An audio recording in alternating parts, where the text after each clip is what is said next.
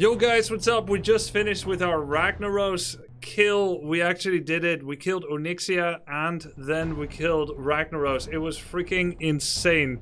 But it is a euphoria that's tempered by grief and sadness because we lost some friends along the way. Some of my good friends. Gunnar, my Dota 2 friend, Annie, new friend from World of Warcraft. They both fell against Ragnaros. Before that, we lost others, including Fandy. And 3 more, 6 in total. And that's really tough. That sucks. Their character is zilched. It's reset. This is WoW hardcore. When your character dies, it's wiped off the server. You can transfer to another server, but that's it. But we did it. And it's the hardcore component that adds so much meaning to it all. Knowing that death really matters something. That sadness that you have, that sense of loss that you have of this character you invested so much in is gone forever from this server.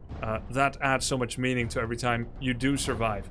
Oh my god, Summit nearly died just from walking in lava when jumping off a bridge.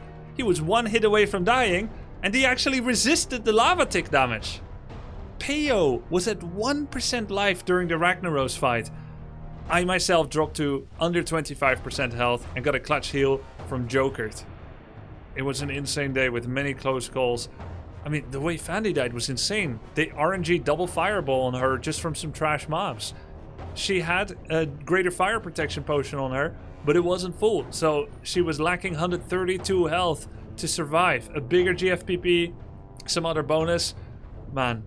But let me summarize a little bit the whole journey. Of course, there was a journey of 11 days of total playtime. For me, over a month of actual real world time where I grinded, I invested, the whole guild grinded, invested, and we got to this point. We nearly got all of our bis loot. Mask of the Unforgiven, we got True Strike Shoulders, Warbear Harness. That's the wrong harness. I'm not supposed to be wearing that in my cat form. Wardrobe malfunction. Oh no, okay, no, yeah, there it is. Mixologist Tunic, pretty good. Black Mist Arm Guards, Devilsar Gauntlets. The leggings, we got Voshkajin Strand. Cadaverous Walkers, just picked that up. Double Tarnished Elven Ring from the last few days. We got Black Hand's Breath and Rune of the Guard Captain. And we just picked up Bone Crusher, and we have 14 manual crowd pummelers with counterweight upgrade as well as we're cycling through different charges. We got so pre-bist, and then all the buffs. Oh my god, there's so much that goes into a raid. So many buffs. All the flowers and all the grass from all over Azeroth is coming together into little flasks that herbalists and alchemists have carefully gathered for us. Alright? And made into potions and distributed among the guild. And you know what? We're doing it again next week, if we don't die this week, by the way. With a raid led by Tyler One and a raid led by Miskiff. And we just were led by Soda Popping, who is a longtime WoW player but doesn't know everything there is to know about it. There's sweats that are more knowledgeable than him. They were not allowed to raid or help too much. This is what added extra threat and danger to the whole situation. By the way, I should be bottling that ONYXIA buff. Might as well, right? Where's my bottle? There we go. Chrono Boon that shit. Got 15 minutes left of ONYXIA. Why not, right? So it's gonna be crazy. This Thursday, there's gonna be a draft where Miskiff and Tyler will be picking their players. I don't know if I'm going to be in on that. Saturday, we're going to have another raid. I hope I'm going to be in one of them. If I had to choose, I think I would probably prefer to be with Tyler's group. He has grown a lot as a player since. And while, just like me, he is also a newbie to the game, he has been learning a lot. And I think he likes to stay alive.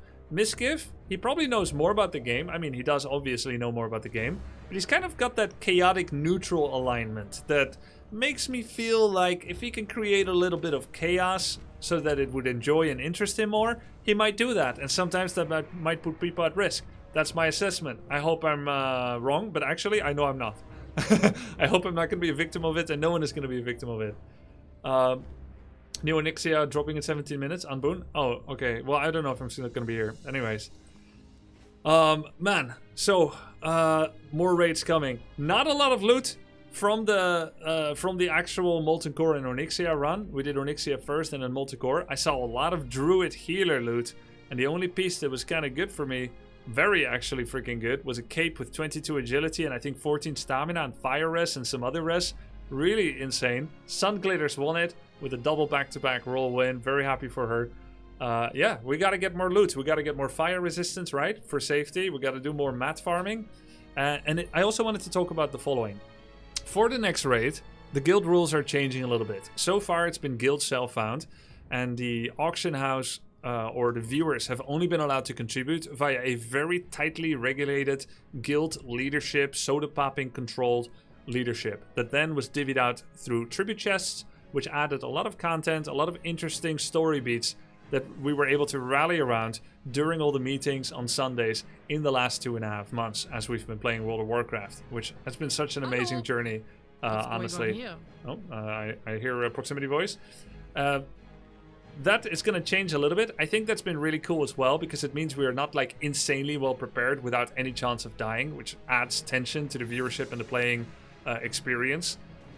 In the future, it's probably going to change a little bit, because in the future, what's going to happen probably this week is that instead of all of us, hundreds of us, being forced to go to alchemy and herbal farming duties, picking up thousands of Grom's blood in order to secure our greater fire protection potion, most likely 1 or 2 people will be assigned to be on duty to actually start using gold to buy those potions from the auction house. Now, initially, I actually expressed strong disagreement with this. This was right after we killed Ragnaros, because that was my opinion. I felt like it had been so meaningful the way we had done it so far, without the help from outside of the guild, that all the resources had been coming from us, right?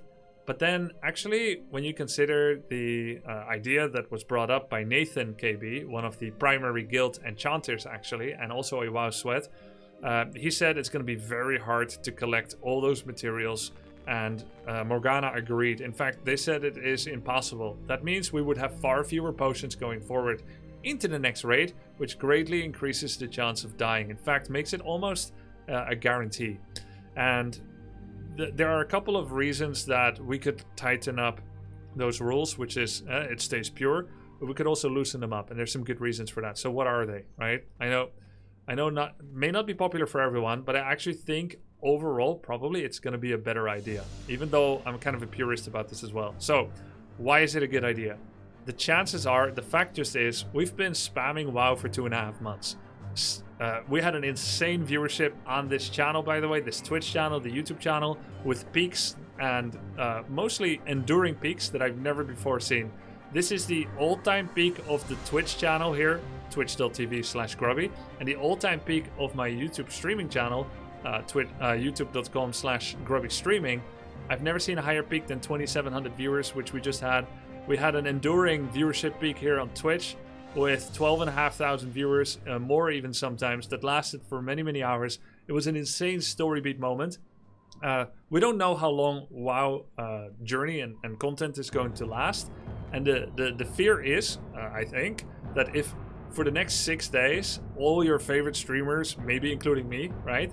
If all we're going to be doing is picking flowers all over Azeroth, even if it's humanly possible to assemble, that might not be engaging enough content, and that some streamers are going to be making decisions, maybe initially starting with good intent to actually harvest those, but then going to make a decision to start playing some other games because maybe that's what the audience wants. So the threat is that it would do more damage to the guild's integrity if the content starts to suck, which is, and I mean, flower farming can be fun. It's like a podcast with moving images, kind of like, you know, TikTok brain stimulation.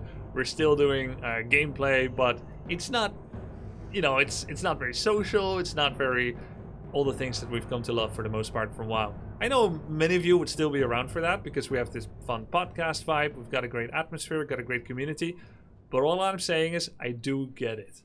So, and there's a second reason why I think it's kind of cool, because gold has mostly become a valueless resource in the guild. Not entirely, but mostly. Why?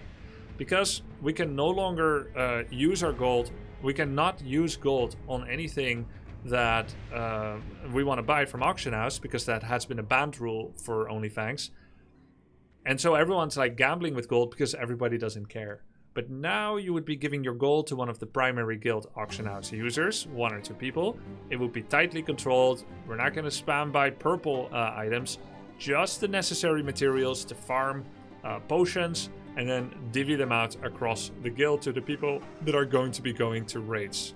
I think that's kind of a good idea. It makes gold great again, and it keeps it more interesting for viewers and streamers alike.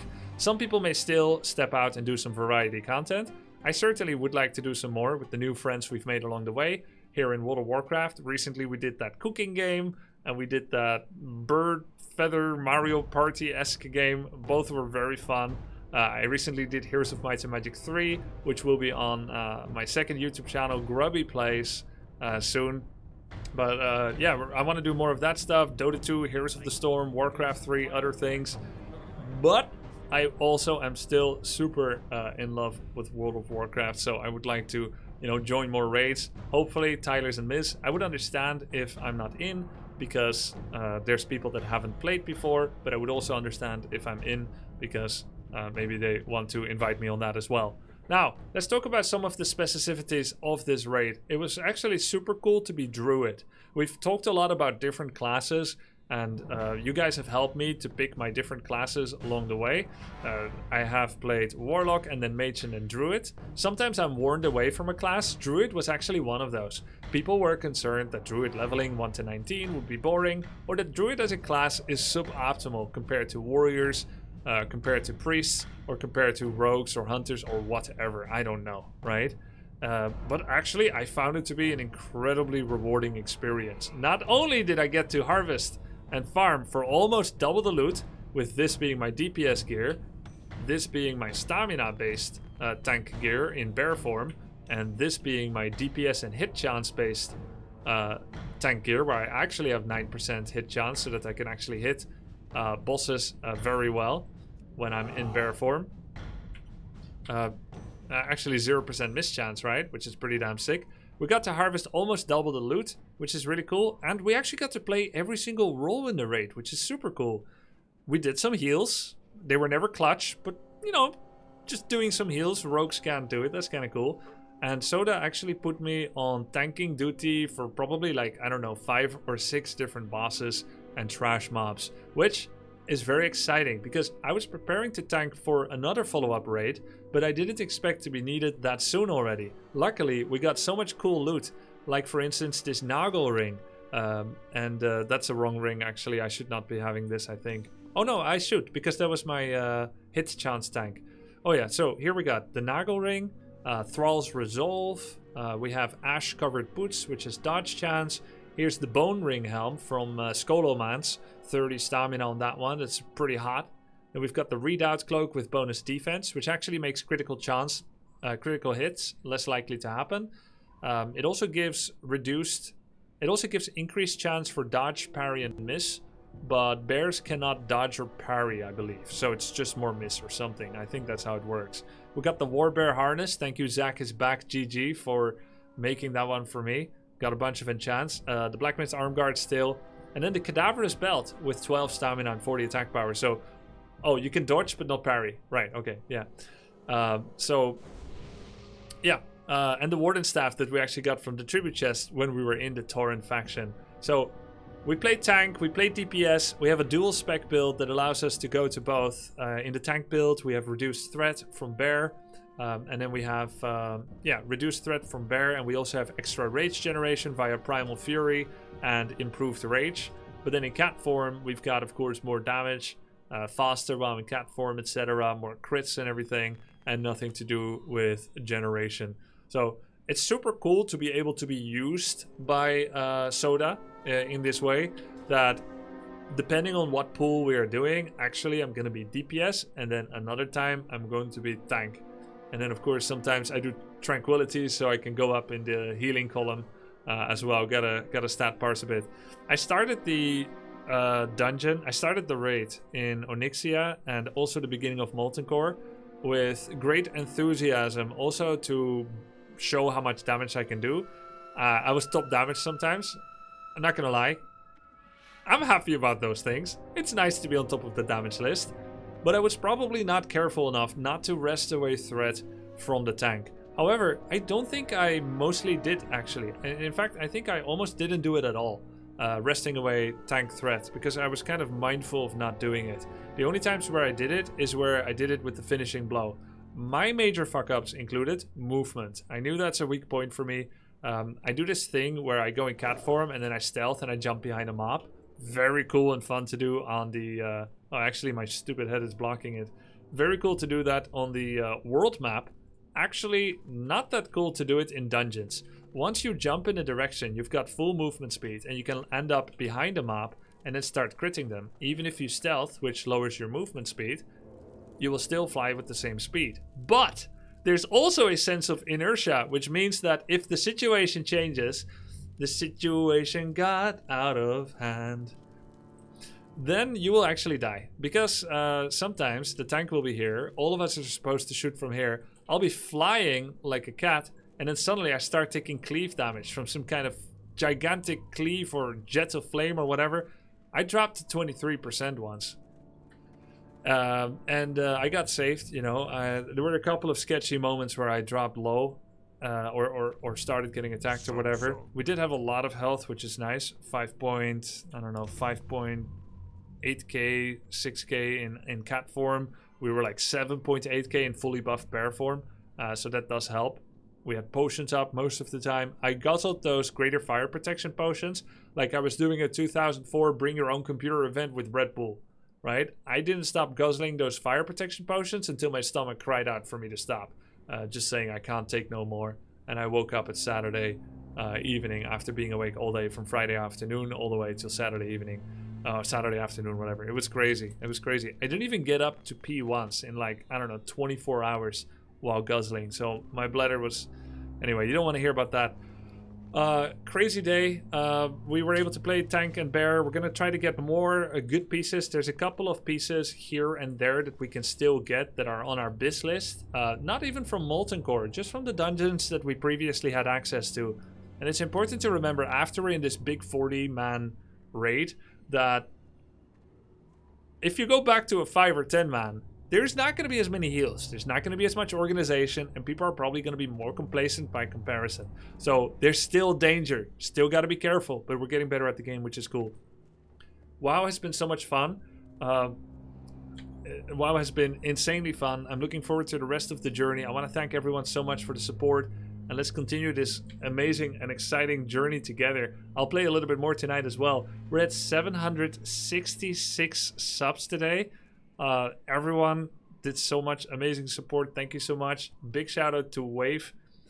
And I saw a hunter pet in SM today, Grubby. Big shout out to Wave. Big shout out to Shits and Giggles. Huge supporters. Vex and everyone else as well. We got our macros fixed for MCP today as well. Sick. We've got 21 charges left, so we're kind of ready for more. I also have an alt, an Orc Shaman alt. So gonna probably be leveling that up as well. I'm looking forward to learn more about Orc Shaman. I know this is kind of like a gimped class, doesn't have a lot of escape, so I'm most likely going to have to spec into engineering, so I get some target dummies. It'll be engineering and alchemy. Alchemy because we need to gather more herbs, at least that was my thinking. Now that we can use gold to buy herbs, I don't know if it's as important, we'll think about it. But I want to thank you guys also so much, everyone, for reaching not just the viewership record, also the most sub support that this channel has ever had. About almost double from 3 months ago. Even then, I'm extremely grateful 3 months ago for the support. I'm not saying it was little, it was huge. I'm always very grateful. I feel like I walk on privileged clouds thanks to you guys, so thank you so much. But it's been something else recently. And you deserve it. Thank you so much. Thank you so much. ONYXIA head buff dropping. Unboom the buff. Okay. We'll unboom the buff. Yo, thank you so much, Abuse Duck. Super appreciate that. We're gonna unboon so that we can get more ONYXIA. Okay, cool. Thank you, Abuse Duck. And Arakalek. Okay, I gotta put an end to this YouTube video. This YouTube video for Grubby Talks. I'll see you guys. Make sure to hit subscribe on the channel there as well. And looking forward to a lot more amazing content with all of you. Thank you for watching. Bye-bye.